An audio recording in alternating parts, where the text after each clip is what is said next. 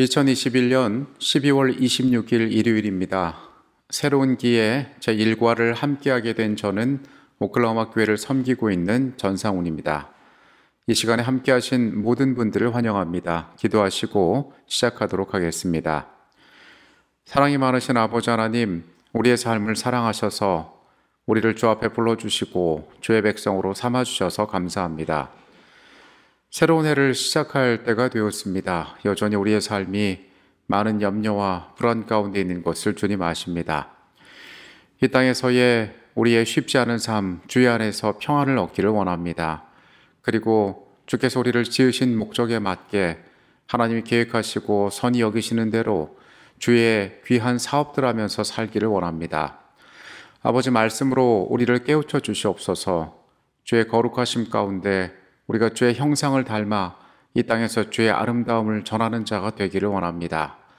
함께 모일 때에 우리의 말씀 가운데 은혜를 더하시고 우리의 삶 가운데 깨달음을 더하셔서 주의 안에서 감사하고 기뻐할 수 있도록 우리의 모임 가운데 역사하여 주시옵소서. 거룩한 성령께서만이 우리의 안내자가 되어 주시옵소서. 예수 그리스도의 이름으로 기도합니다. 아멘.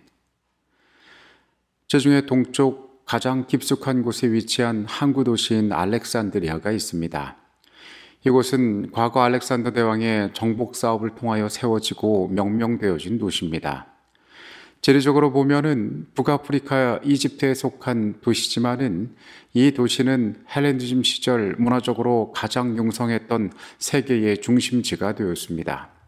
거대한 파로스 등대 그리고 가장 많은 책을 가지고 있던 그 시대 지식의 보고였던 도서관 등 이 도시는 로마 시대를 거치면서도 역사의 무대의 중심에서 세계사에 영향을 끼쳤습니다. 알렉산드리아가 또 특별한 이유는 이곳이 복음이 가장 먼저 닿은 아프리카 땅이기 때문입니다. 처음 세워진 교회의 복음은 이곳에 닿았고 오랫동안 이 지역에서 예수를 섬기는 사람들이 있었습니다. 오늘날 아프리카의 대부분은 무슬림, 즉 이슬람을 섬기는 사람들이 살고 있지만은 이집트 북부인 이 지역에는 콥트교도라 불리는 이들이 여전히 그리스도의 이름을 부르며 살아가고 있습니다. 누군가가 예수 그리스도를 믿고 신앙 공동체의 일원이 된다는 것은 신비하고 놀라운 일입니다. 역사적인 배경과 사실을 넘어서 어떤 한 개인에게 그 사건이 일어났다는 것은 더 놀라운 사실이 될 수 있습니다. 우리 개인의 삶을 살펴보아도 마찬가지입니다. 어떻게 예수 그리스도가 내 삶에 다가오고 내가 그분을 개인의 구주로 모시고 그리고 그 세계 안에 갖춰진 여러 가지 모습 가운데에 나의 삶을 맞추며 선한 뜻을 위하여 살아가는지 말입니다. 예수 그리스도는 우리의 모든 여정의 시작이 되셨습니다. 소망과 기대 가운데 우리가 그분을 만났고 그리고 그분이 우리의 운명이 되었습니다. 우리는 이번 교과를 통해서 어떻게 복음의 시작 가운데 그들의 삶이 변화했으며 그리고 무엇이 그들을 그리스도 안에 서게 하였는지를 살펴보기를 원합니다. 오늘의 주제는 영광스러운 시작입니다. 히브리서는 한 편의 설교로 되어 있습니다. 완전한 그리스도인들을 향하여 주어지고 있는 이 기별을 우리가 온전히 이해하기 위해서는 이 편지가 사도로부터 전해졌을 때의 역사적인 상황을 우리가 이해할 필요가 있습니다. 히브리서 2장 3절과 4절의 말씀입니다. 우리가 이같이 큰 구원을 등한히 여기면 어찌 그 보응을 피하리요. 이 구원은 처음에 주로 말씀하신 바요 들은 자들이 우리에게 확증한 바니 하나님도 표적들과 기사들과 여러 가지 능력과 및 자기의 뜻을 따라 성령이 나누어 주신 것으로서 그들과 함께 증언하셨느니라. 히브리서의 독자들이 처음 회심했을 때에, 즉 예수 그리스도를 개인의 구주로 영접했을 때에 그들은 어떠한 경험을 했을까요? 여기 이 말씀은 히브리서의 독자들이 예수님께서 직접 그들에게 말씀하시는 것을 듣지는 못했음을 암시하고 있습니다. 대신 이 사람들은 예수에게 그 소식을 듣지는 못하였지만은 그들이 구원의 소식을 전해준 다른 전도자들을 통하여 이 복음을 듣게 되었습니다. 우리가 잘 아는 바울 역시 이러한 복음을 전해준 전도자들 가운데 한 명입니다. 이 전도자들은 그 기별을 확증했으며 하나님께서도 표적과 기사들로서 증언하셨다라고 말하고 있습니다. 여기에 언급된 이 말들은 하나님께서 표적들과 놀라운 일들을 통하여 복음을 경험하고 확인할 수 있도록 그들에게 은혜를 베푸셨음을 말하고 있습니다. 그때에 그들 앞에 베풀어졌던 놀라운 표적과 기사들 가운데 하나가 바로 성령의 선물을 나누어 주신 것입니다. 신약 성경은 복음이 새로운 곳에 전파될 때에 자주 기적적인 치유와 귀신을 쫓아내는 일, 그리고 여러 가지 종류의 영적 은사가 넘치도록 주어진 일과 같은 표적들이 같이 일어났음을 언급하고 있습니다. 이것이 평범한 인간 세계의 신비에 속한 일이지만은 복음을 위하여 그것을 성령께서 가능케 하셨다는 것입니다. 이 일들은 교회가 세워지는 데에 결정적인 역할을 하였습니다. 기독교 교회가 처음 시작됐을 때에 하나님께서는 예루살렘에 있는 사도들에게 성령을 풍성하게 부어주셨습니다. 그래서 그들로 하여금 그들이 이전에 알지 못했던 언어로 복음을 전하며 또한 기적들을 행하며 사람들 가운데 예수 그리스도를 전하게 하였던 것입니다. 이와 같은 역사는 예루살렘에 국한되지 않았습니다. 빌립은 비슷한 기사를 사마리아에서 행하였으며 베드로는 역시 이방 지역인 요빠와 가이사랴에서, 그리고 바울은 더 넓은 세계인 소아시아와 유럽까지 나가서 이러한 일들을 성령의 주도로 말미암아 하게 되었습니다. 히브리서 12장 25절로 29절까지에 있는 말씀입니다. 너희는 삼가 말씀하신 이를 거역하지 말라. 땅에서 경고하신 이가 거역한 그들이 피하지 못하였거든 하물며 하늘로부터 경고하신 이를 배반하는 우리일까 보냐. 그때는 그 소리가 땅을 진동하였거니와 이제는 약속하여 이르시되 내가 또 한 번 땅만 아니라 하늘도 진동하리라 하셨느니라. 이 또 한 번이라 하심은 진동하지 아니하는 것을 영존하게 하기 위하여 진동할 것들 곧 만드신 것들이 변동될 것을 나타내심이라. 그러므로 우리가 흔들리지 않는 나라를 받았은즉 은혜를 받자.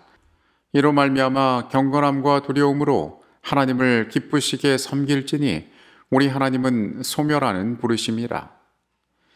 이와 같이 나타난 능력들은 하나님의 나라의 수립, 그리고 죄의 정죄로부터의 구원, 그리고 악한 권세자들로부터의 자유와 같은 그리스도께서 궁극적으로 선물하시기를 원하는 구원의 기별을 확증하는 여러 가지 증거가 되었습니다. 교회는 하나의 구원받은 개인을 넘어서 하나의 공동체가 되었고 같은 사명, 같은 목적, 같은 계획 가운데에 움직이는 그리스도 안에 하나의 무리가 되었던 것입니다. 사도행전 2장의 말씀에는 그때의 교회가 어떠한 공동체였는지를 이야기하고 있습니다. 사도행전 2장 37절로부터 47절까지의 말씀입니다. 그들이 이 말을 듣고 마음에 찔려 베드로와 다른 사도들에게 물어 이르되 형제들아 우리가 어찌할꼬 하거늘 베드로가 이르되 너희가 회개하여 각각 예수 그리스도의 이름으로 침례를 받고 죄 사함을 받으라.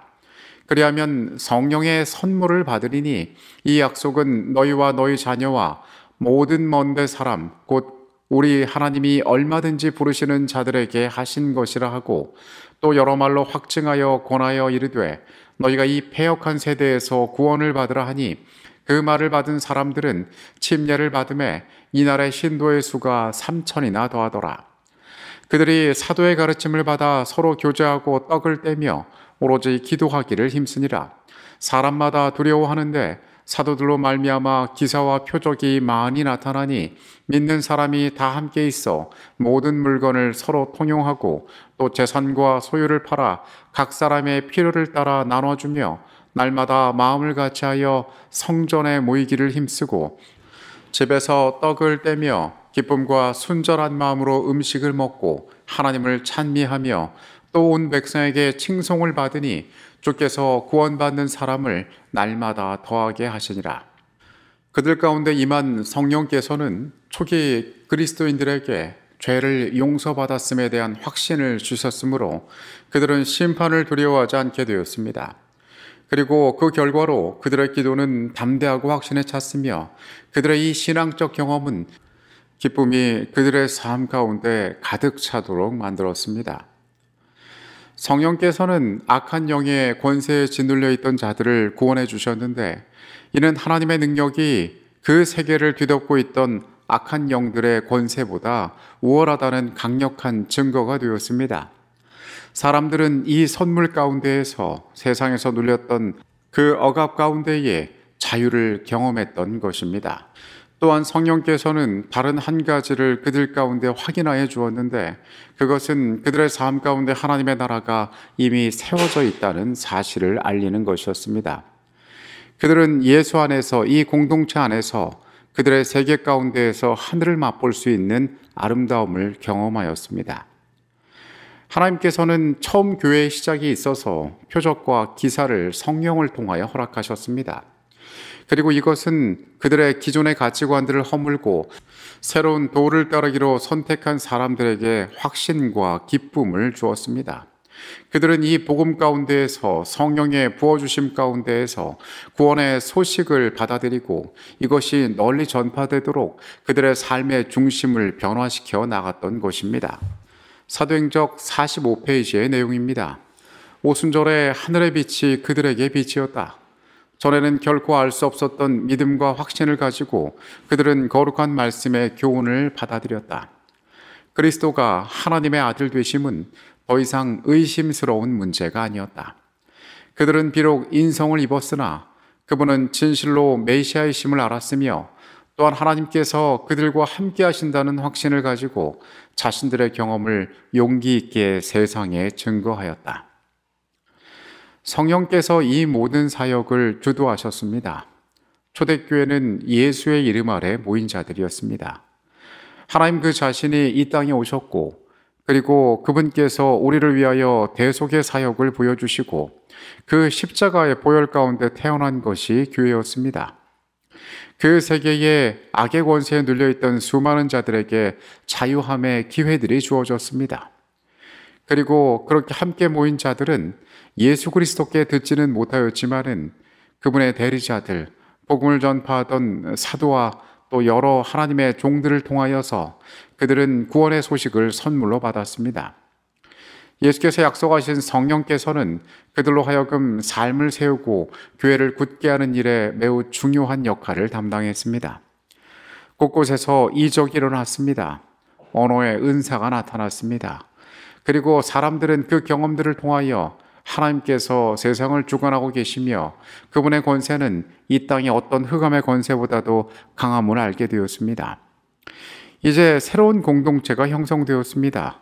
이전의 삶과는 다른 죄로부터 자유한 가운데 그들을 기쁘게 하시는 하나님의 은혜 가운데에 그들은 이전과는 다른 삶의 방향과 목적을 향하여 나아가기 시작했습니다. 복음은 지경을 넘었습니다. 예루살렘과 온 유대와 사마리아와 그리고 소아시아 지역과 유럽까지 더 넘어 세상 끝을 향하여 복음은 달려가는 시대를 맞이하고 있었습니다. 오늘 우리 각자의 삶을 부르시고 세우신 하나님의 은혜와 성령의 역사를 돌이켜봅니다. 주께서 우리를 부르신 역사 가운데에도 이와 같은 과정과 일들이 존재했을 것입니다. 우리는 예수의 이름으로 모인 개인이고 공동체입니다. 그리고 그 안에 세워졌음을 오늘 다시 한번 확인합니다. 히브리서는 그 시작에 있어서 우리의 존재의 근원이 어디에 있었으며 하나님께서 우리를 어떻게 그분의 백성 삼으셨는지에 대하여 이야기하고 있습니다.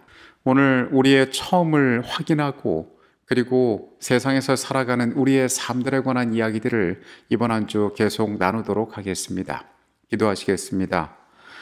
아버지 하나님, 우리의 삶이 어떠한 과정과 변화들을 거쳐 주의 앞에 서 있는지를 다시 한번 확인합니다. 직접 들은 것은 아니지만은 복음이 우리의 삶에 닿았고 거룩한 성령께서 우리에게 보여주시는 길들을 따라 우리가 이곳까지 왔음을 다시 한번 확인합니다. 주 안에 살아가는 삶이 어떠한 것인지를 되새겨 봅니다. 하나님, 우리가 선택하고 우리가 따르기를 원하는 이 거룩한 생애 가운데에 주의 온전하심이 우리 가운데 항상 함께하여 주시옵소서. 다시 하루를 살아갑니다. 다시 우리의 시간들 가운데에서 세상과 만날 때에 주의 선하심이 언제나 우리와 함께하여 주시옵소서. 이 시간에 같이 계셨음에 감사드립니다. 예수 그리스도의 이름으로 기도합니다. 아멘.